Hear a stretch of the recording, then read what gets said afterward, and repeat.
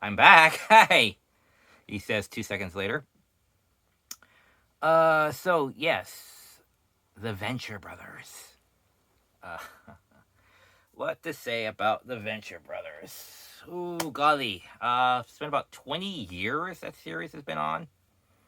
Uh, it's this madcap universe of what if, you know, the Tick was a little bit more adult orientated because the original animators, if I remember correctly, were on the Tick series back in the 90s. I don't know if that was the live action one or the cartoon one. I'm hoping the cartoon one. But anyway, much like the Tick, it was just a weird parodied world of what if you add practicality to your superhero world. You know, so you have, all these crazy ideas and stuff floating around. You know, weird ass characters, weird superpowers,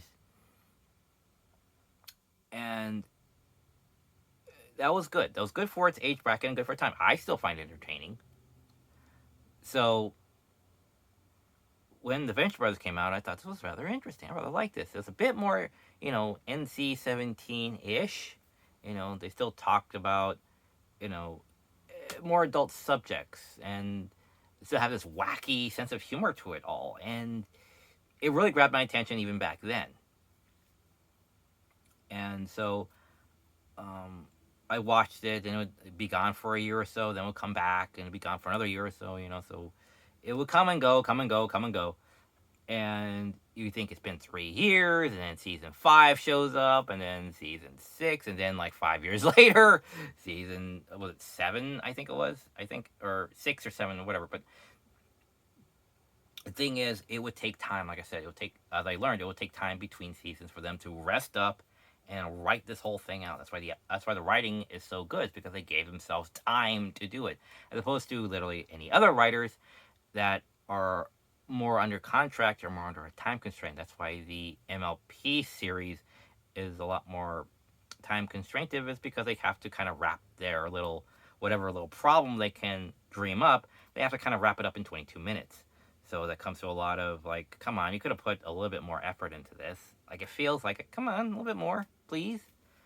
So yes, giving yourselves a year or two to write the whole thing, polish the whole thing, go through it multiple times, make sure everything's streamlined and there, and jokes and references, was just hilarious to watch. These people just go through the motions of everyday super science and adventure. Uh, so for those of you who don't know, the basic premise of the show is that we follow the Venture Brothers. Kind of wonder why Hank and Dean, the only Venture Brothers there, are the lead title characters, even though the series more follows um, Rusty Venture, uh, which is Doc Venture, and Brock Simpson, their giant bodyguard. So think of it like Johnny Quest crossed with um, Scooby Doo crossed with the Tick, I guess. And it's this madcap sense of adventure. Doc is this hack scientist um, who is a terrible scientist. He cannot make a decent fortune on his own. Even when he was handed a one, he doesn't know how to handle it right. And so that's been his life pretty much. And he's always in the shadow of his father, Jonas Venture, and he is being targeted or arched by the mighty Monarch, which is a guy in a butterfly costume who tries to just screw up his day. Uh, and his girlfriend, Dr. Mrs. the girlfriend, originally. It then became Dr. Mrs. my wife, and also Dr. Mrs. my boss, apparently. So, and all the various henchmen, 21 and 24, and the rest. Uh, and all these different factions, many different factions, or names are pun on different words. General Man Hours, Hunter Gatherers, General Hunter Gatherers. Um, you know, so and that's basically it. There are various different stages throughout season one, season two, season three. You get story arcs and mysteries and adventures and some heartache.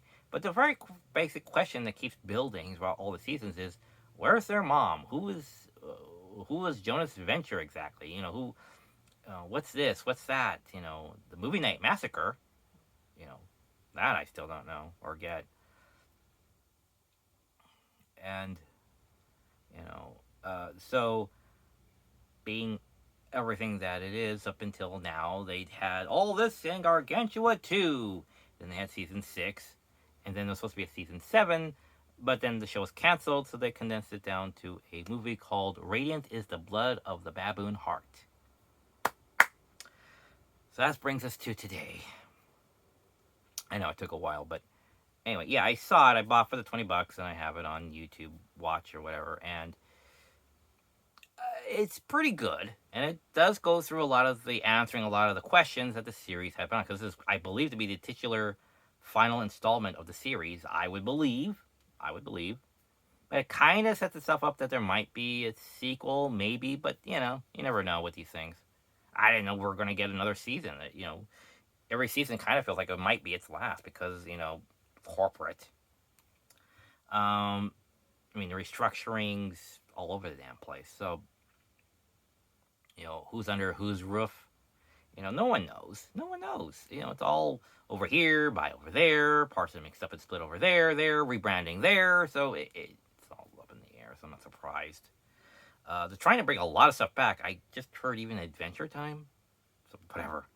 As long as I get Lily Rock season 3, that I'll look out for.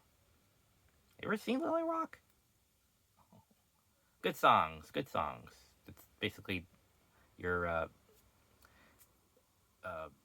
basically your Sailor Moon type thing. Don't worry about it. But the point is, the end storyline for this is that Doc tries to put much like a Siri called Helper, in every home, and they play music. So basically, it's just Siri, and if you play it loud enough, it starts floating. Okay. They're trying to figure that out, and then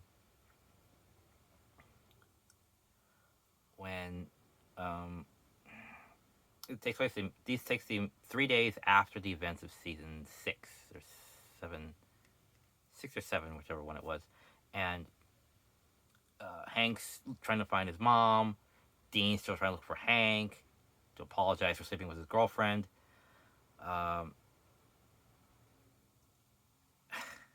I don't know how the hell that happened, but whatever.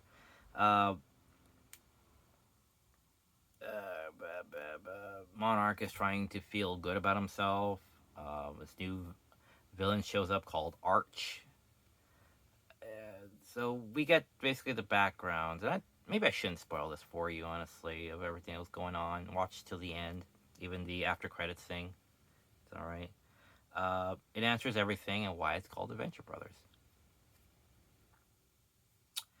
And yeah, it's good. It's wholesome enough. Enough characters be brought back. Enough references and answers are brought up and answered. I never felt defeated. I didn't feel. I think it was just the one mystery of the movie night massacre. I think it was the only question they didn't answer. But considering the fact that Rebecca Sugar had to. No, wait. Oh, not Rebecca Sugar. What's the other one? Dana Terrace. Sorry, Dana Terrace. Sorry, Dana. I didn't mean to confuse you two. I'm sorry. I didn't mean to do that. Sorry, Dana Terrace. I'm a bit tired. Dana Terrace, had to condense season 3 of The Owl House down, and she had to cut out Lumity for it. So, for time. So yeah, a little compression for the storyline is a bit of a given. So maybe there might be some detail in the background, or maybe on the audio commentary, maybe they'll answer it. Who knows? Or maybe there might be a next installment. Who knows? Who knows with these guys? But I'd like to thank them if this is their final outing for this university, if they're going to do any other projects. Thank you very much for the 20 years of entertainment and the DVD sets I am still trying to buy. So Um, yeah, it's highly imaginative. It still feels like the Venture Brothers. Um, and you'll have a good time. If you like the show, you'll like this. So I give it, of course, my recommendation. Now, if you excuse me, I need a rest. Can't believe I confused those two people. Man, I really must be tired. Uh, all right. So take care, all, and see you at the movies. Bye.